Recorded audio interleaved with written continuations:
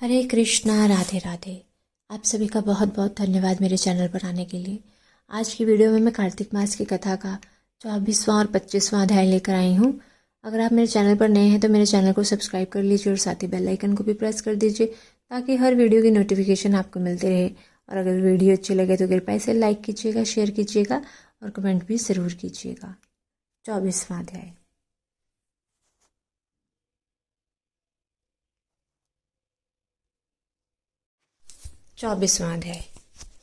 राजा पृथु ने कहा कि हे नारद जी, आपने तुलसी के इतिहास, व्रत, महात्म के बारे में कहा। अब यह भी बताने की कृपा करें कि कार्तिक मास में और भी देवताओं का पूजन होता है। यह भी मुझे समझाकर कहिए। नारद जी ने कहा कि पहले समय में पर्वत के निकट कर्तिपुर में एक धर्मात्मा धर्मदत्त नामक ब्राह्मण रहता था। वह भगवान विष्णु के सब व्रत करता था। एक दिन कार्तिक मास में वह एक पहर रात शेष रहने पर जागरण के लिए भगवान विष्णु के मंदिर में हर प्रकार की सामग्री लेकर जा रहा था कि मार्ग में उसने एक बड़ी भयंकर राक्षसी को देखा, जिसके बड़े बड़े दांत, लपकती हुई जीभ और लाल लाल नेत्र थे। उसका शरीर नंगा और मांस रहित था। उस भयंकर राक्षसी को देखकर धर्मदत्त बुरी तरह से कांपने लगा। कुछ उपाय ना देखकर उसने पूजा वाली थाली और जल का लोटा उसके ऊपर फेंक दिया, क्योंकि उसने भगवत नाम का जप करते हुए वह सामग्री और जल का लोटा जिसमें तुलसी दल पड़ा था उससे उसको मारा था, जिससे उसके जन्म जन्मांतर के पाप नष्ट हो गए और पूर्व जन्म उसे याद आ गया। वह हाथ जोड़कर धर्मदत्त के चरणों में गिर पड़ी और बोली कि हे प्रिय, मैं पूर्व जन्म के कर्मों के कारण से इस अवस्था को प्राप्त हुई हूँ। नारद जी ने कहा कि हे राजन, उसे इस प्रकार प्रणाम करते देख अति विस्मित होकर धर्मदत्त ने पूछा कि तेरी यह अवस्था किस कर्म के फल से हुई? तो पूर्व जन्म में कहाँ रहती थी और तेरा कैसा चरित्र था, वह सब मुझे बता। उस राक्षसी ने, जिसका नाम कलहा था, कहा कि हे ब्राह्मण, सौराष्ट्र में भिक्षुक नाम का एक ब्राह्मण रहता था। मैं उसकी पत्नी थी। मेरा स्वभाव बड़ा ही निष्ठुर था। मैंने अपने पति को कभी भला नहीं चाहा, ना ही उससे कभी अच्छा भोजन और ना ही कोई मिठाई खाने को दी। मैं प्रतिदिन उससे लड़ती झगड़ती रहती थी। मुझे इस प्रकार का झगड़ालू देखकर वह नित्य प्रति कलह से तंग आकर मेरे पति ने दूसरा विवाह करने का निश्चय किया। यह सुनकर कि मेरा पति दूसरा विवाह कर रहा है, मैंने उसके ब्याह से पहले ही विष खाकर अपनी आत्महत्या कर ली। मेरी मृत्यु के बाद यमदूत आए और मुझे गदा से मारते हुए यम के पास ले गए। यमराज ने मुझे देखकर चित्रगुप्त से पूछा कि हे चित्रगुप्त, इसने क्या कर्म किया है? जो भी कर्म इसने किए हैं उनका फल इसे भोगना होगा। कलह ने कहा कि हे ब्राह्मण, चित्रगुप्त ने यमराज से कहा, इसने अपने जीवन में कोई भी अच्छा काम नहीं किया है। यह अपने पति को सदा खराब भोजन देकर आप अच्छा भोजन खाती रही है, इसलिए अब यह विष्ठा खाने वाली होगी। इसे अब सुअरी का जन्म दिया जाए। चूंकि यह अकेली ही पाक के बर्तन में भोजन करती थी, इसलिए यह अपने बच्चों को खाने वाली बिल्ली होगी। इसने अपने पति पर क्रोध करके आत्मघात किया है, इसलिए यह प्रेत योनि में जाएगी। अब आप इसको अपने दूतों द्वारा मरु स्थान में भेज दीजिए। वहां पर बहुत दिनों तक प्रेत योनि में रहकर फिर यह पापिन अपनी तीनों योनियों को भोगे। सो हे ब्राह्मण, मैं 500 वर्ष से प्रेत योनि में हूँ और भूख प्यास के कारण नित्य दुखी रहती थी। एक दिन भूख से तंग आकर मैं एक वैश्य के शरीर में प्रविष्ट हो गई। उसके शरीर द्वारा मैं कृष्णा और बेणी के संगम पर इस देश में आ पहुंची। एक दिन भगवान शंकर व विष्णु जी ने मुझे बलात् करके इसके शरीर से बाहर निकाल दिया। फिर मुझे आप दिखाई दिए। आपके लोटे में तुलसी जल का छींटा मेरे ऊपर पड़ा, जिससे मेरे सब पाप नष्ट हो गए।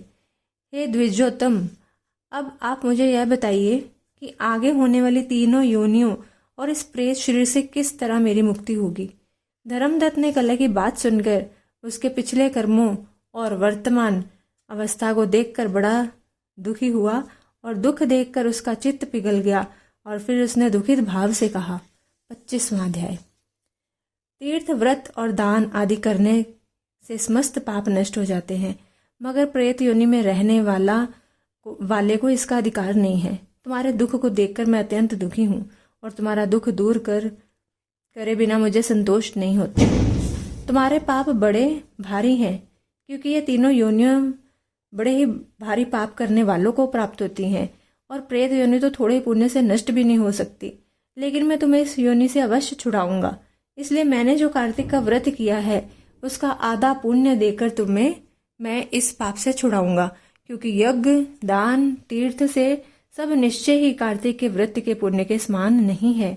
देव ऋषि नारद बोले कि हे राजन, इतना कहकर धर्मदत्त उसको ओम नमो भगवते वासुदेवाय यह 12 अक्षर मंत्र सुनाया और तुलसी का जल उसके ऊपर छिड़का। बस फिर क्या था, क्षण भर में वे प्रेत योनि से छूटकर प्रज्वलित शिखा के समान दिव्य रूप धारण कर लक्ष्मी के समान सुंदर हो गई। तब वह धर्मदत्त को दंडवत करके प्रसन्नता से गदगद होकर बोली कि हे ब्राह्मण, आपके आशीर्वाद से मैं इस घोर नरक से छूट गई हूँ। मुझे पाप सागर में डूबती हुई के लिए आप नौका के समान है। नारद जी ने कहा कि हे राजन, अभी कला इसी प्रकार कह ही रही थी कि वहां पर विष्णुगण एक दिव्यमान विमान लेकर आए।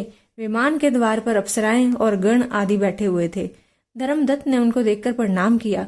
पुण्यशील और सुशील नामक भगवान विष्णु के गणों ने धर्मदत्त को अपने हाथों से ऊपर उठा उसका अभिनंदन करके कहा कि हे द्विज श्रेष्ठ, आप धन्य हैं जो सदा भगवान विष्णु के व्रत, कथा और सेवा में लगे रहते हैं। आपने जो अपने बाल्यकाल में पवित्र और शुभ कार्तिक व्रत किया था और उसका आधा फल से कल के पूर्व जन्म के एकत्रित पाप नष्ट कर दिए हैं।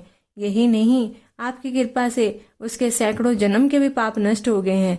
आपके जागरण आदि करने के पुण्य प्रभाव से आकाश मंडल से यह विमान आया है। हे ब्राह्मण, अब हम इसे भांति भांति के भोगों से युक्त वैकुंठ में विष्णु जी के पास रहोगे और मुक्ति प्राप्त करोगे।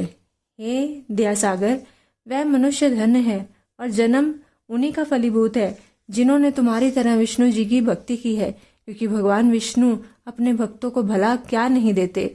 जिन्होंने प्राचीन काल में उत्तानपाद के पुत्र को ध्रुव पर पहुंचाया, जिसके सुमिरन मात्र से प्राणियों की मुक्ति हो जाती है। प्राचीन काल में विष्णु जी केवल अपने नाम के स्मरण से ही आप द्वारा पकड़े हुए हाथी को हस्त योनि से मुक्त करके जय नाम देकर अपना पार्षद बना लिया। तुमने उसी विष्णु की सेवा की है, इसलिए तुम अपनी दोनों स्त्रियों सहित 1000 वर्ष तक भगवान विष्णु के पास निवास करोगे। जब तुम्हारा पुण्य क्षीण हो जाएगा, तब तुम सूर्यवंश में अपनी दोनों रानियों के साथ राजा दशरथ के नाम से प्रसिद्ध होगे, तथा यह कलहा तुम्हारे आधे पुण्य की भागीदार होने के कारण तुम्हारी तीसरी भार्या होगी। वह भगवान विष्णु पुत्र के रूप में तुम्हारे पास रहेंगे और देवताओं के कार्य करेंगे। विष्णु जी को प्रसन्न करने वाले तुम्हारे कार्तिक व्रत से अधिक महत्वपूर्ण यह दान, तीर्थ आदि और कुछ भी नहीं है। हे दया सागर, तुम धन्य हो। तुमने जगत गुरु भगवान विष्णु को प्रसन्न करने के लिए कार्तिक मास का व्रत किया है, जिसके आधे पुण्य के फल के भागीदार कलह है, और इस समय हम इसे अपने साथ विष्णु लोक में ले जा रहे हैं। श्री कृष्ण भगवान की जय। कार्तिक मास की जय।